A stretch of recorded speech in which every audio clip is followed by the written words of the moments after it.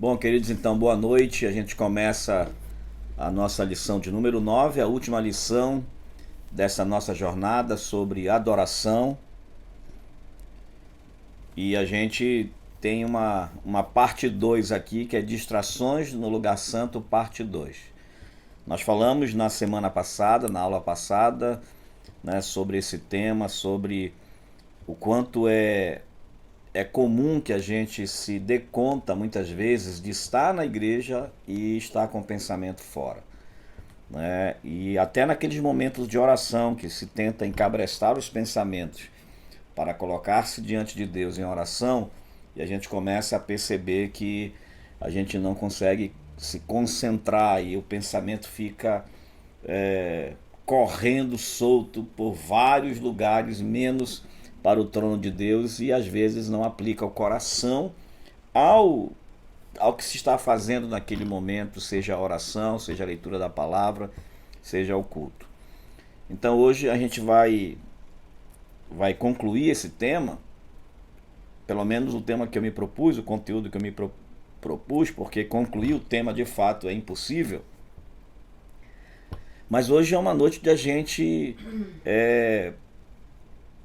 eu diria, se autoavaliar e buscar um novo rumo, um novo caminho para essa nossa relação com Deus, para a nossa relação com Deus como adoradores, especialmente nós, ministros de louvor, líderes, pastores, pregadores, nós que temos alguma função a mais dentro da igreja, né? O quanto é importante a gente fazer uma avaliação de como tem sido o nosso serviço na casa de Deus, de como tem sido o nosso serviço como ministro de adoração e, é claro, como qualquer um, como adoradores da casa de Deus, dentro da casa de Deus, né? Então vamos lá. É esse texto aí de Mateus capítulo 15, versículos 7 e 8, nós já falamos dele na semana passada, quando Jesus mesmo faz uma severa admoestação àquele povo, quando diz: hipócritas, bem profetizou Isaías a vosso respeito, dizendo: este povo honra-me com seus lábios, mas o seu coração está longe de mim. Então Jesus chama aqui de hipócritas as pessoas que vieram ali à sua presença, dizendo palavras de louvor, mas cujas mentes e corações estavam absortos, estavam distraídos. E falou diretamente com eles, dizendo: vocês dão a mim sua boca e lábios, mas suas mentes estão em algum outro lugar, seus corações estão em qualquer lugar, menos perto de mim. Então essa é uma admoestação muito severa, inclusive, porque a palavra chega assim com muito peso, né, chamando de hipócritas. Claro que Jesus não está falando simplesmente de uma distração, né, de alguém que foi à igreja e de repente, por alguma razão, viu o pensamento se desviando do lugar, do foco da sua adoração. Não é isso, né? Seria também um exagero a gente pensar desta forma. O que ele está falando é que essas pessoas, elas já viviam com o coração totalmente distante de Deus e que iam para adorar, mas não iam inteiros. Eles iam apenas cumprir uma obrigação religiosa sem nenhuma afinidade com o trono de Deus, sem nenhum relacionamento de fato com a presença de Deus, transformando seus cultos em meras programações, em meros rituais, né, em meras atuações religiosas, como muitas vezes, aí sim, como muitas vezes pode acontecer nos dias de hoje nas nossas igrejas. Você teria coragem de entrar na igreja? Preste atenção. Você está entrando na igreja, carregando um boneco de palha, pode ser até bonitinho como esse que está aí na tela. Aí você sentar esse boneco em seu banco, em seu lugar favorito, lá onde você sempre fica. Logo depois você ir para sua casa assistir televisão, ou ir para o cinema, ou ir para a pizzaria, ou ir para a lanchonete, sair daquele lugar, deixar o boneco de palha lá no seu lugar e fazer aquilo que você achar que é melhor fazer. Você teria coragem de fazer isso?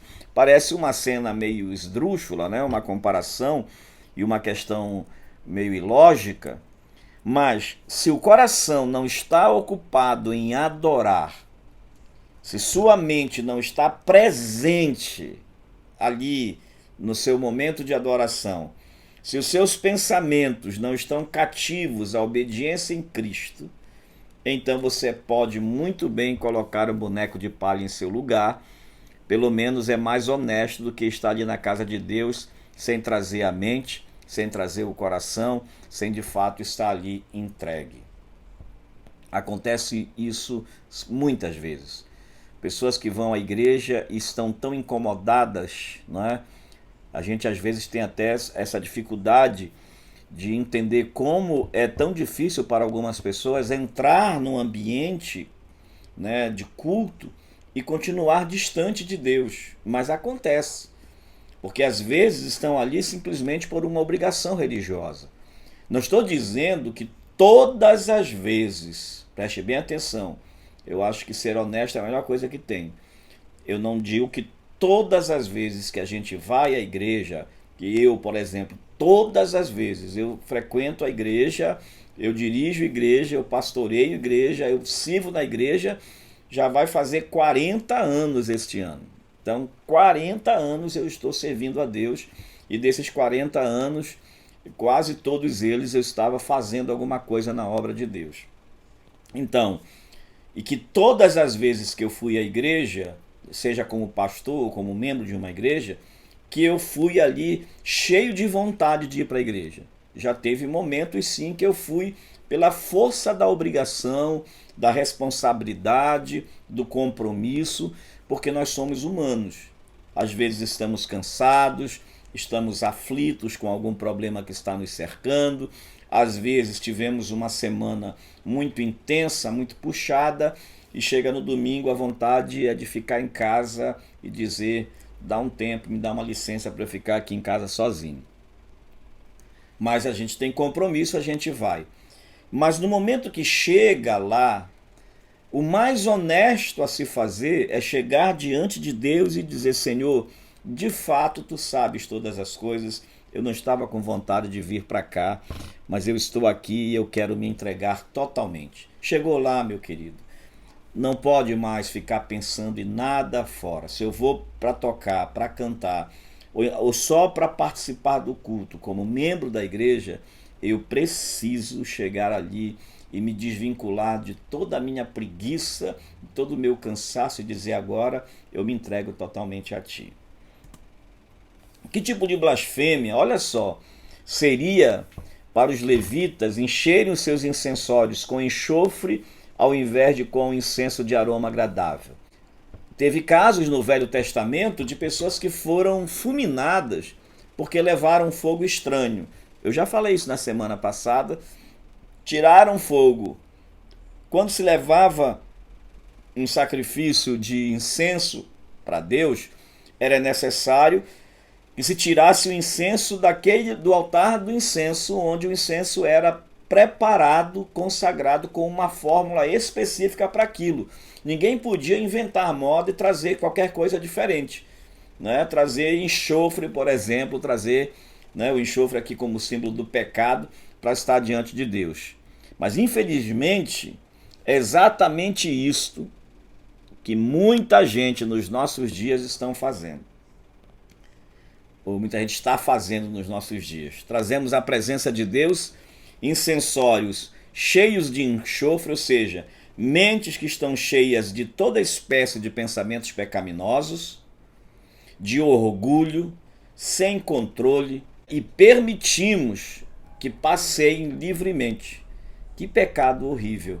Tentar adorar a Deus, tentar louvar a Deus, cultuar a Deus com nossas mentes cativas pelo espírito deste mundo. Imagine-se, por exemplo, estando na igreja, mas você já pensando na hora de acabar logo o culto para ir para o cinema, para ir Não tem nada de errado ir para o cinema, mas você dizer, poxa, já vai começar, né? O pastor está demorando demais, o meu time está jogando, ou seja, o coração está totalmente distante daquele lugar. Lógico, você não está oferecendo o culto, você está fazendo parte de um programa. Na verdade, você está assistindo a um programa com a mente em outro programa.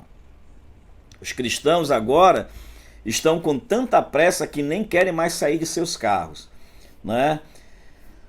É claro que nós estamos falando, acho que aqui no Brasil ainda não tem isso. Teve durante a pandemia, né, que as igrejas pegaram seus estacionamentos e usaram para fazer cultos, não tinha nada de errado. Mas algumas igrejas estão oferecendo, isso especificamente nos Estados Unidos já é comum, que as pessoas nem saem mais do carro. É culto fast food, né?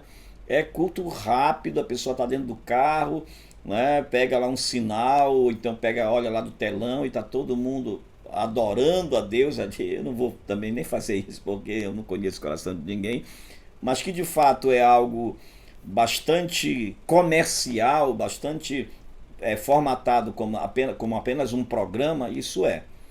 Alguns não saem nem da cama mais para ir à igreja, né? Por exemplo, agora, nesse momento, eu sei que tem muita gente na cama, aqui na minha frente tem duas, né? Estão assistindo, mas estão aqui inteiras, maravilha. Mas quando as pessoas, e nós começamos a fazer cultos online durante a pandemia, porque era necessário, e é claro que é bom que a gente tenha, quando as pessoas não podem ir à igreja, que a gente tenha essa possibilidade de ter um culto online, uma programação online, uma aula online. Isso é maravilhoso, né? Isso é uma forma de atender. Mas imagine lá o pastor José Bonzinho, leva a sua mensagem de conforto pela televisão, pelo computador, pelos celulares, através da internet, diretamente para dentro desses quartos. Aí essas pessoas enviam suas ofertas, hoje com a facilidade do Pix, enviam suas ofertas e não tem mais menor vínculo com a igreja. Não participam da ceia junto com o povo de Deus, não servem, não trabalham, não ajudam, estão apenas ali nas suas casas, recebendo, assim como recebem alguns alimentos através dos aplicativos de delivery e de alimentação, né? E aí acabam se tornando crentes absolutamente distanciados, vazios, inflados de vento, sem, usando a expressão, fazendo aqui uma rima, né? Inflados de vento, sem nada dentro. E aí o que é que oferece para Deus? Nada. Estão ali apenas fingindo que está tudo bem. Agora, deixa passar por um problema. Deixa passar por uma luta. Aí vão correndo procurar ajuda na igreja, procurar ajuda do pastor. Aí, meus amigos, a coisa começa a ter outra configuração. Então, como é que tais crentes podem dizer que amam a Jesus e, no entanto, não desejam estar com o povo de Deus? Por outro lado, rigorosamente, milhões de assim chamados cristãos reúnem-se por 1 hora todos os domingos para o que é conhecido como culto de adoração. Milhares de coros estão cantando, crentes podem dizer ali, né, através das músicas que são ali cantadas, instrumentos ali estridentes, solistas cantando, inários sendo abertos, congregantes louvando, banda tocando, né, slide aparecendo lá para todo mundo ler a letra. No entanto, muitas dessas assim chamadas adoração, dessas reuniões de adoração, muitas vezes não consegue nem mesmo passar do teto. Pelo contrário, cai direto no chão. Não ouvida, não aceita, e aí uma perda total. Por quê? É porque a mente das pessoas está lá no jogo de futebol, nos esportes na televisão, esposas preocupando-se com o assado domingueiro, seus lábios e bocas entoam louvores, mas seus corações estão longe de Jesus. É muito triste, gente, quando a gente percebe que algumas pessoas estão tempo após tempo, ano após ano, dentro da igreja, e você não consegue enxergar um crescimento espiritual, um envolvimento com a obra de Deus, né? Parece que cada dia vão se tornando mais consumidores e consumidores à distância do que realmente servos. Não querem mais se envolver com a obra de Deus, não querem mais se envolver com a casa de Deus, né? Não querem mais servir neste lugar que nós chamamos de igreja, e quando vão à igreja se sentem deslocados, se sentem desambientados e às vezes nem conseguem adorar. E até dizem, poxa, parece que está tão diferente a igreja. Não, não é a igreja que está diferente, é a pessoa, que às vezes está tão gelada, está tão desentrosada e tão distanciada daquele ambiente, que tem que ser novamente um processo de imersão, de reintegração, de readaptação, né? Para poder então desenvolver ali novamente o seu relacionamento com as pessoas e consequentemente ali a sua adoração comunitária, a sua adoração em comunhão com a igreja. Deus não aceita adoração débil, maçante, dividida, e a razão pela qual muitos cristãos não adoram na igreja com poder, com entusiasmo, com zelo, é porque em casa não tem intimidade com Jesus. Aqueles que aprenderam a adorar e concentrar-se em Jesus secretamente não precisam de um pastor para estimulá-los quando chegam à casa de Deus. Trazem seu próprio fogo, o fogo que foi aceso, né, o fogo que foi aceso no lugar secreto de oração. E aqui está o segredo, gente. Aqui está o ponto-chave disso aqui. Ir para a igreja, como vai-se para um programa, e preocupar-se apenas com o que eu vou vestir, o que eu vou calçar e como eu vou no sentido de transporte, é algo que a gente faz para ir a qualquer lugar. Seja para o cinema, para o shopping, seja para uma festa, seja lá para qualquer lugar. Eu me preocupo sobre o que eu vou vestir, o que eu vou calçar, como eu vou, que horas eu devo chegar, vou me preocupar com essas questões. Mas, quando se trata de ir à casa de Deus, essas questões, elas são secundárias. Porque o principal é como foi que eu me preparei durante o dia. Como foi que eu preparei o meu coração. Como foi que eu passei a minha semana. Você já imaginou se chegasse na segunda-feira, não é? Você pensa, vou estar na igreja domingo, vou estar na igreja quarta-feira ou na sexta, seja lá qual dia. Mas você saiu da igreja no domingo. Você já começasse a pensar como vai ser o próximo culto e você já começasse a fixar o seu coração, a sua mente em Deus. Se nós desenvolvêssemos uma vida de oração, de comunhão com Deus durante o nosso dia a dia, se nós tivéssemos sempre aquele tempo devocional, de relacionamento com Deus, onde o coração estivesse sorvendo mais de Deus na nossa relação de oração, de adoração em casa, se a gente separasse um tempo todos os dias e no dia que a gente vai à igreja, já estabelecesse como prioridade o concentrar-se em Deus, o concentrar-se em Jesus. Se durante o dia, por exemplo, no domingo, eu começasse a pensar quão bondoso é Cristo, quão maravilhoso é Cristo, quão lindo é Cristo, quando chegasse a noite, na hora de entrar na igreja para começar o culto de adoração, meu coração já estaria transbordando. E a Bíblia diz, o salmista disse, preparado está o meu coração, cantarei, entoarei louvores ao meu Rei. Seria lindo, né, irmãos queridos? Se ao invés de durante o domingo você ficasse passando o dia todo assistindo televisão, se ao invés de você no domingo ficar maratonando série durante a manhã, a tarde, para só esperar a hora de ir para o culto, você estivesse diante da presença de Deus, ouvindo louvor, né, lendo a Bíblia, se preparando para estar à noite na presença de Deus e dizendo, está chegando a hora, vou me arrumar cedo, teu coração já ia chegar lá transbordando, você já ia pisar na igreja, né? Já ia sentir logo o poder, a presença maravilhosa de Deus, os ministros de louvor já iam chegar lá mais entusiasmados para ministrar diante da presença de Deus. Mas infelizmente ainda é muito distante para muita gente. Então, por que somos tão distraídos na adoração e na oração? E aqui eu vou lhes dar algumas razões.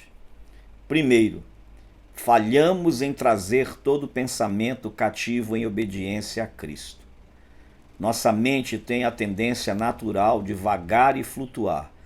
Muitas vezes não conseguimos dormir por sermos incapazes de impedir a profusão de pensamentos que invadem a mente. Tá, deixa eu falar aqui.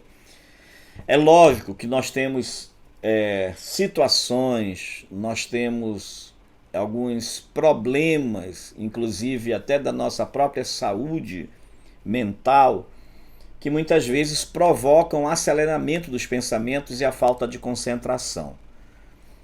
Por outro lado, existem coisas que acontecem no dia a dia e ritmos que a gente imprime para o nosso dia a dia, para o nosso fazer diário, que provocam isso, que colocam os nossos pensamentos em modo acelerado. Então, se a gente já por uma questão de programação mental, digamos assim, por conta das nossas muitas atividades, dos nossos muitos afazeres, a gente, por exemplo, eu sou uma pessoa de pensamento muito acelerado. Eu vivo o tempo todo pensando, o tempo todo eu estou pensando em alguma coisa. Eu estou aqui fazendo um slide, daqui a pouco eu lembro que eu tenho que fazer um pagamento, eu já saio do slide, já faço o pagamento, já volto para os slides.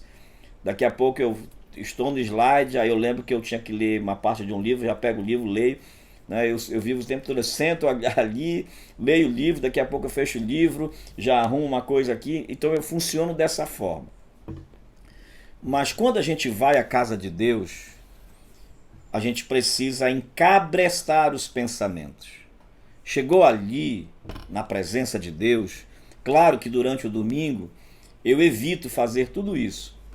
No domingo, quando eu não sei o que eu vou pregar no domingo, eu fico ali muito contido, pensando o que é que eu vou pregar. Se eu já sei o que eu vou pregar, eu fico um pouco mais relaxado. Meu dia fica um pouco mais tranquilo. Mas geralmente eu estou lendo o texto que eu vou pregar, estou orando, eu fico deitado ali, orando, sento ali, pego o violão, toco uma canção. Mas a gente precisa aprender a encabrestar os pensamentos. É claro que eu preciso começar a articular para a minha vida como vai ser o meu domingo.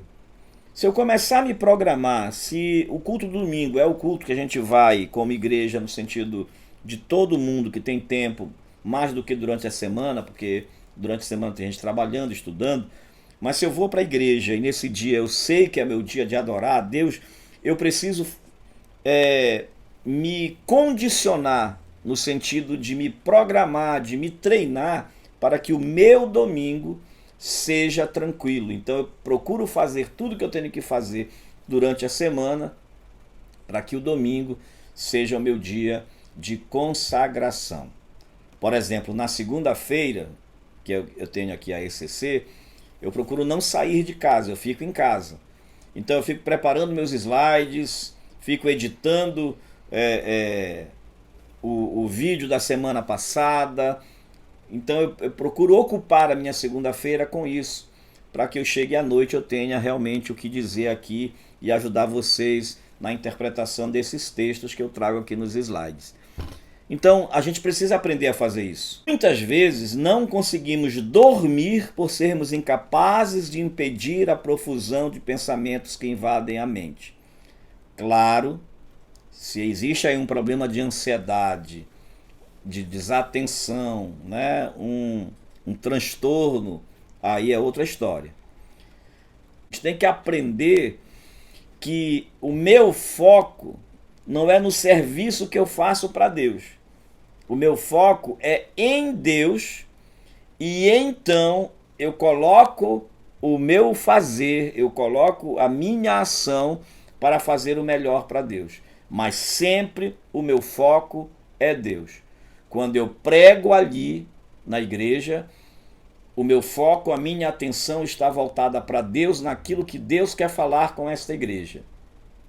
Quando eu dou aula aqui, o meu foco é Deus. O que é que Deus quer ensinar para essas ovelhas? Se a gente lava a igreja, varre a igreja, está ali à porta, o foco sempre é Deus. Sempre vai ser Deus. O que é que eu posso fazer para ficar melhor, para que Deus se manifeste, para que Deus alcance aquele povo que ali vai se congregar? Então, buscar um exercício de relaxamento antes de ir para o culto. Olha só, se você é daqueles que deixa para se arrumar em cima da hora de ir para o culto, é claro que você vai se aborrecer, é claro que você vai se chatear, é claro que a esposa vai reclamar porque o marido não está ajudando a arrumar os filhos, é claro que essas coisas vão acontecer. Gente que está acostumada a não ser previdente, a não se organizar, pessoas desorganizadas, elas vivem estressadas.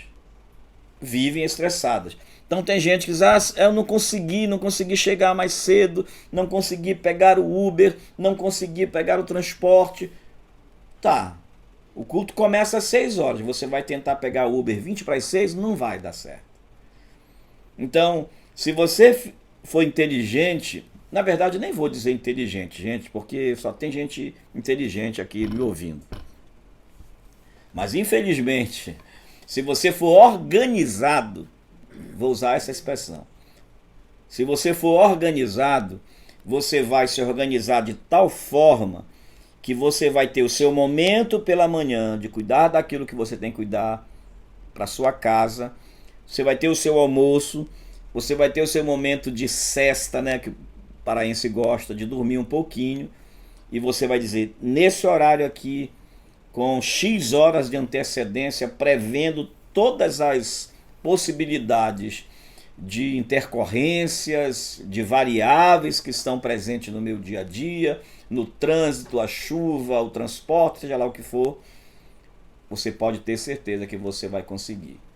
Agora, para você fazer isso, tem que ser responsável, organizado e, acima de tudo, estar muito interessado em agradar a Deus, muito focado em Deus, estimulando o seu coração, estimulando a sua alma constantemente, estimulando aí o coração e a alma constantemente, dizendo, hoje eu vou à casa de Deus, adorar a Deus com meus irmãos.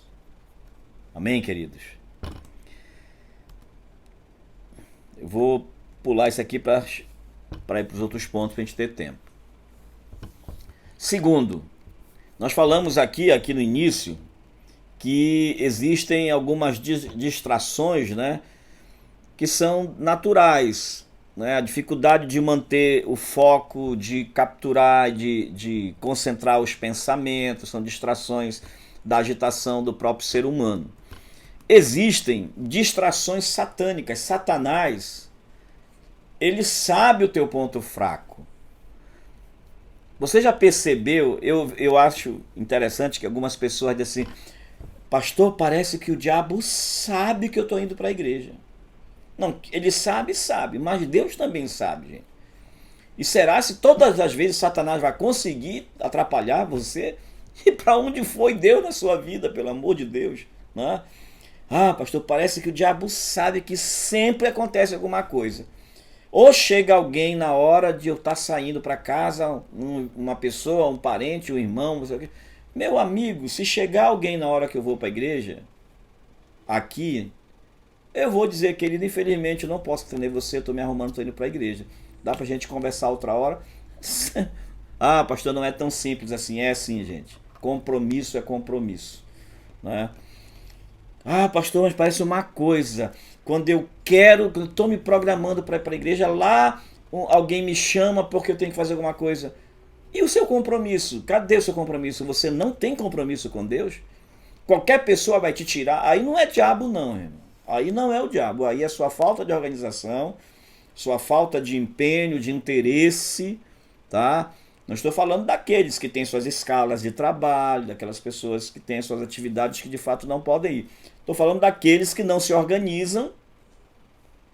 Ai, parece que é uma coisa, na hora de arrumar as crianças ficam correndo de um lado para o outro e é o maior problema, eu me estresso, todo mundo se estressa em casa, o diabo. Não é o diabo, irmão. Nesse caso, é a sua falta de organização.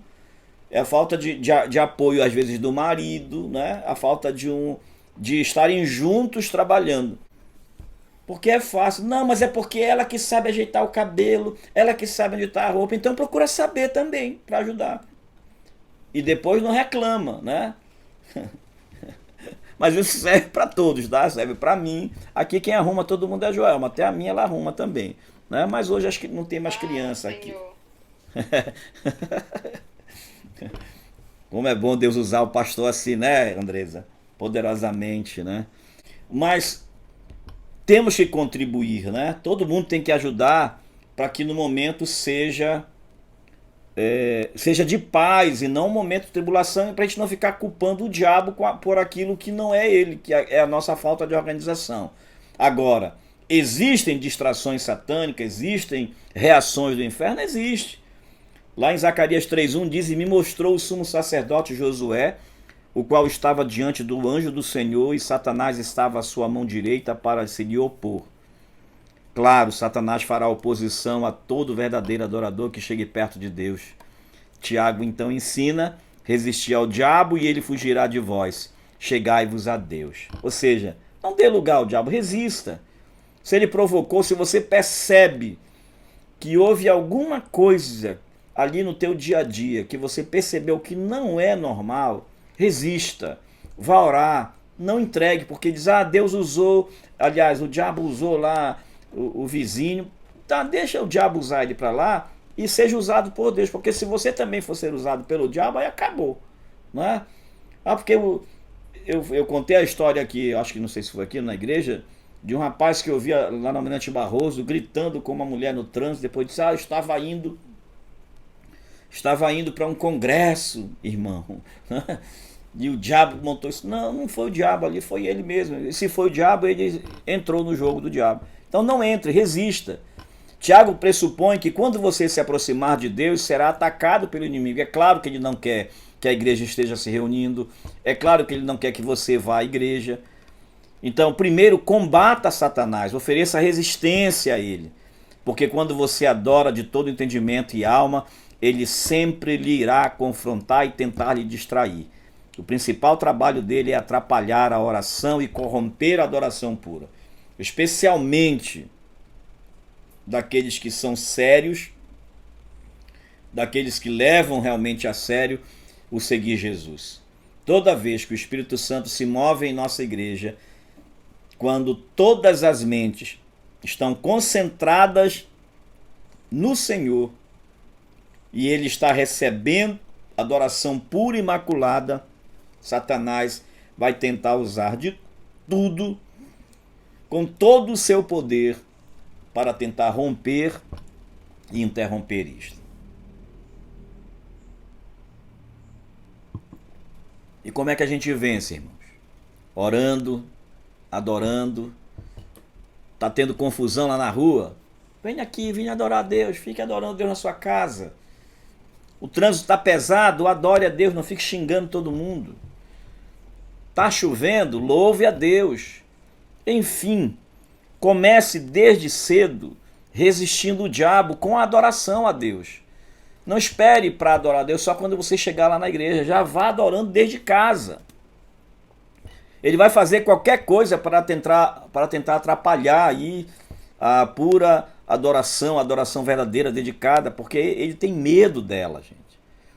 Quando nós adoramos a Deus, nós nos tornamos exatamente aquilo para o que nós fomos criados. Preste atenção nesta frase. Quando nós louvamos e adoramos a Deus, nós nos tornamos exatamente aquilo que nós deveríamos ser quando Deus nos criou. Nós fomos criados para adorar e louvar a Deus. Então, se eu quero ser legitimamente aquilo que é o propósito de Deus para a minha vida, eu devo adorar, porque quando eu adoro, eu me torno exatamente aquilo que eu deveria ser dentro do propósito do coração de Deus para a minha vida. Então, ele vai resistir, ele vai tentar impedir, mas você vai resistir ao diabo com a sua oração, com a sua adoração e com o fruto do Espírito na sua vida. E finalmente, quero falar sobre aqueles que foram muito além de distração no lugar santo, chegaram a uma posição de total menosprezo para com o Senhor. Aqui já é outra história. Aqui não é só uma distração, aqui não é só uma pequena leviandade, um pequeno desvio, aqui não é apenas uma, eu diria, uma desorganização, um momento de pensamentos capturados pelas coisas deste mundo.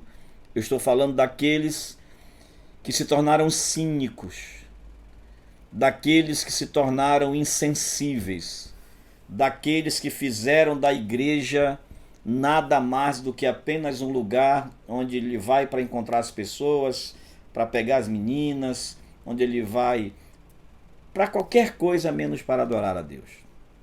Olha o que diz Jeremias 2:32. Porventura, esqueceu-se a virgem dos seus enfeites ou a esposa dos seus sendais? Todavia, o meu povo se esqueceu de mim por inumeráveis dias. Olha como essa passagem assusta, hein? Esse versículo é citado todas as vezes, diz o autor aqui, que perco minha hora de oração por causa de negócios, sempre me leva de volta para o lugar secreto de oração, clamando: ó Senhor, não quero te esquecer. Este versículo é ainda mais assustador quando consideramos o contexto da passagem. Deus está dizendo a seu povo: eu mesmo lhe plantei como vide excelente, como semente inteiramente fiel. Você começou bem e teve meu toque. Foi naquela época santificado em mim, e lhe abençoei. Mas agora você me deixou, não me adora mais. Se esqueceu do meu manancial de águas vivas. As tuas apostasias te repreenderão. Que mal e quão amargo é deixares ao Senhor teu Deus e não teres o meu temor contigo. Te tornaste para mim uma planta degenerada de vide estranha. Como dizes logo, não estou contaminado, porque vocês me viraram as suas costas. Em vão castiguei os vossos filhos e eles não aceitaram a correção. O meu povo se esqueceu de mim por inumeráveis dias. O povo de Deus não estava mais indo à sua casa para adorá-lo, simplesmente viraram as costas para o Senhor. Quando a gente lembra dos filhos de Eli, Ofni e Finéias, que a Bíblia diz que eles desprezavam o altar de Deus, pois tratavam com desleixo, com desprezo e com chacota as ofertas que eram consagradas no altar, representam aquelas pessoas que simplesmente vão à igreja, mas até zombam depois da igreja. Pessoas que vão à igreja só para criticar, que não estão mais nem aí, que perderam totalmente a sensibilidade quanto à presença de Deus, que só um milagre de Deus. Esse povo aqui estava distante, tinha ficado preguiçoso quanto às coisas de Deus, se esqueceram de todas as suas bênçãos e julgamentos para com eles, ou seja, eles tanto esqueceram das maravilhas que Deus fez a seu favor, como dos castigos, como das provações. Eles não estavam, digamos assim, nem aí. Não perderam totalmente o temor, totalmente o respeito pela presença de Deus. Negligenciaram o Senhor por dias seguidos, cuidando de seus próprios prazeres, e o pior de tudo é que disseram: eu estou inocente, não pequei, ou seja, consciência totalmente cauterizada, sem menor contato com a divindade, sem menor sensibilidade para ouvir a voz de Deus. Infelizmente tem gente que vezes ou outra está ali na igreja, vai à igreja, mas que nem conseguem mais perceber a presença de Deus. É claro, vão colocar culpa em tudo, não em si mesmas. Mas é hora de nós voltarmos à essência da adoração, voltarmos ao início de tudo, ao centro que é Jesus. Corações novamente movidos pela presença de Deus. E em nome de Jesus eu convoco você, vou começar com vocês, meus queridos ministros de adoração. Vocês não têm noção do papel importante que cada um tem, seja tocando um instrumento musical, seja cantando, fazendo um back ali no Ministério de Louvor, estando à frente, ministrando, falando, estimulando, levando a igreja, gerenciando ali o momento do louvor e regenciando a adoração naquele momento. O quanto a vida consagrada de vocês, o quanto o respeito pela obra de Deus, o quanto a santidade, a vida de oração vai fazer diferença quando você estiver ali adorando, servindo e ajudando essa igreja a adorar a Deus. O quanto será diferente o momento da adoração, quando o ministro de adoração está cheio, está aprofundado, está mergulhado na presença de Deus, não naquela hora simplesmente, mas a sua vida, o seu coração está constantemente consagrado diante da presença de Deus. Convoco vocês, queridos ministros, a uma vida de santidade, a uma vida de oração, de comunhão, de adoração para além do templo. Convoco você, ministro de louvor, a não gastar mais tempo ensaiando no sentido de treinando a sua música do que orando. Mas se você nem treina, nem ora, fica pior ainda. Então, comece a separar o tempo para orar e buscar a Deus como ministro de adoração mesmo. Porque aí a sua vida vai impactar outras vidas. Quando você estiver regendo a adoração na igreja, você ali tem um papel extremamente importante. Tua música pode curar pessoas, pode transformar vidas. Pessoas podem colocar o pé dentro da nossa comunidade e serem impactadas pela música, que saiu do status de apenas música e se transformou ali realmente numa oferta, num incenso muito perfumado para chegar diante do nosso Deus. Também convoco você, aspirante, os pastores, os intercessores, para essa consagração, para essa oração, para essa vida de comunhão com a presença de Deus, para que ao chegar na casa de Deus, seja você canal para abençoar outras pessoas. E convoco a igreja. A hora do culto é apenas um momento em que nós vamos derramar diante de Deus. Imagine que o culto seja, vou usar aqui uma analogia.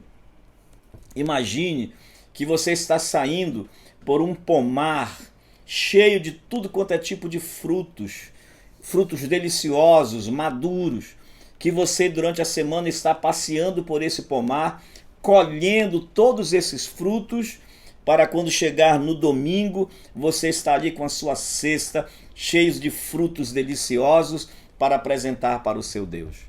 Não como os frutos que foram oferecidos por Caim, mas com o coração cheio de gratidão. Durante toda a semana você está se preparando para oferecer o melhor para Deus junto com a comunidade. Tenho certeza que se cada um de nós levar isto a sério, não só quem ministra lá na frente, porque essa não é responsabilidade só do ministro, mas o pessoal do som, diáconos, os acolhedores, discipuladores, pastores, os mentoreados, os aspirantes, os líderes dos jovens, os jovens, todos.